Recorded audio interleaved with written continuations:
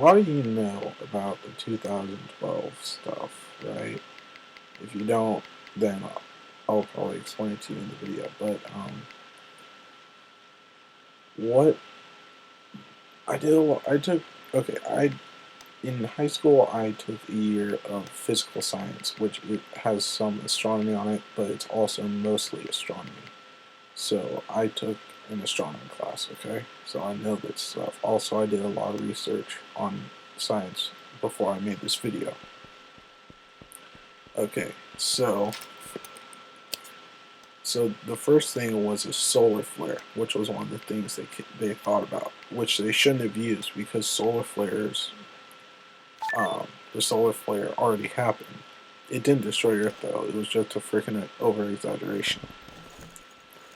Now, this whole 2012 theory of proportion went out of line on the solar flare.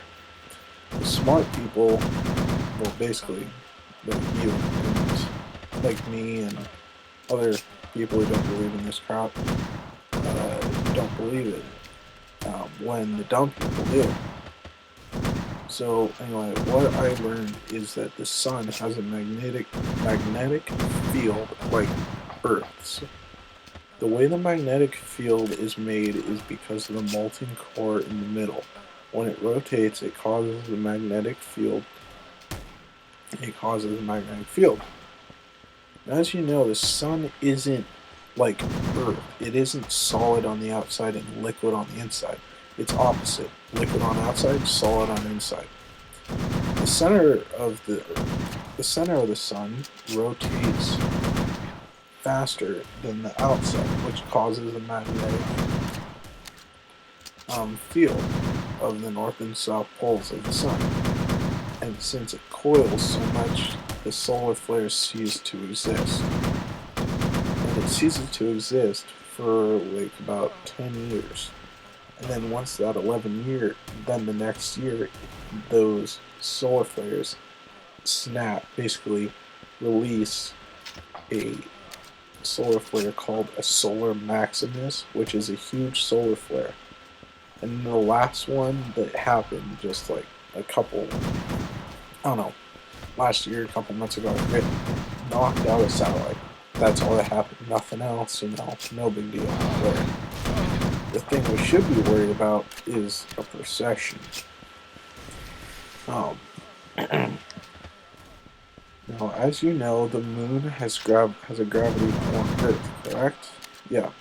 Which is why the waves in the ocean go forward and back, blah, blah, blah. Earth is being pulled by two things: the sun and the Earth. I mean, the sun and the moon. My bad. After every 26,000 years, if you ever spin an egg, the egg will start to wobble.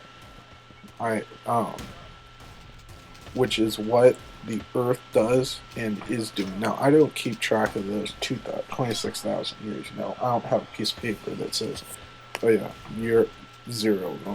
Year 0, then 1, 2, 3, 4, 5, 6, right down freaking 26,000 lines, whatever, tally marks. And when it wobbles, and the Earth is actually wobbling right now, as I speak. And when the Earth wobbles, the North Star no longer will be there. And I don't mean it will turn to a black hole or a fucking supernova. I mean it will just switch places with another star. Which means that all zodiac signs are changing. Now the Mayans the Mayans basically counted that everything from the solar flare to the solar and lunar eclipses. But what they didn't mark were the stars changing. But if the Earth goes into precession, then the North Star isn't the North Star anymore. Now, the Mayans, their calculations would have to incorporate something like fucking calculus all over the world. And they must have been like, it's 26,000 years from now, you know? It's like, forget it. So they probably just ended it at the point, and people are just at the point 2012 in the Mayan calendar, and everyone is just over exaggerating about it. So all that's going to happen is a new star. That's it. Nothing else. No big deal. You know, nothing to scream our heads off or jump off a bridge about, you know? Nothing like that. Anyway,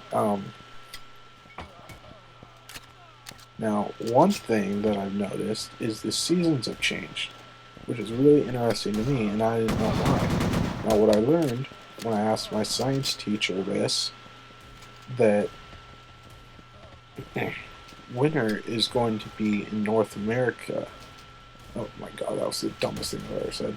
Winter is going to be is going to be in summer in North America, and summer is going to be in December. So winter is going to be in July, and summer is going to be in December, for example. It switches degrees. The Earth would switch its angle to 26 degrees. It also shifts the poles, so it affects currents on Earth, which is why you see a lot of dolphins, whales, and bees die. It's because they follow the magnetic pole. I don't know what the dolphins and whales use it for, but the bees use it as a compass, which is what I know. And when the bees go off to get some pollen or whatever, they can't find their way back because their compass is screwed up. It's like spinning in a freaking circle 100 miles an hour to them because they can't follow the magnetic pole to get back to their colony, their hive.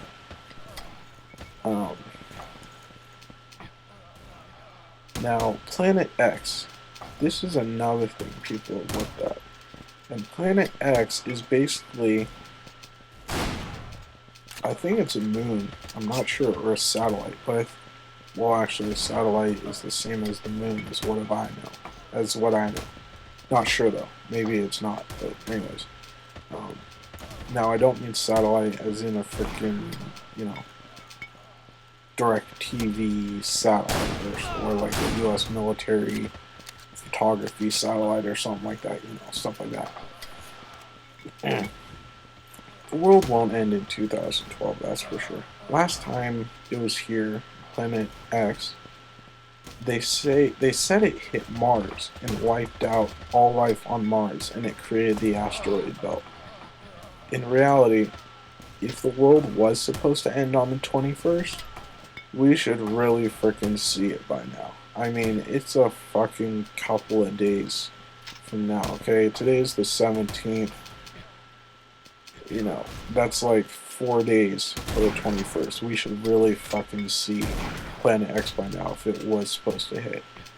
I mean, we should be seeing a fucking shiny ass star coming towards us last week, but now it should look like a new moon or something like that.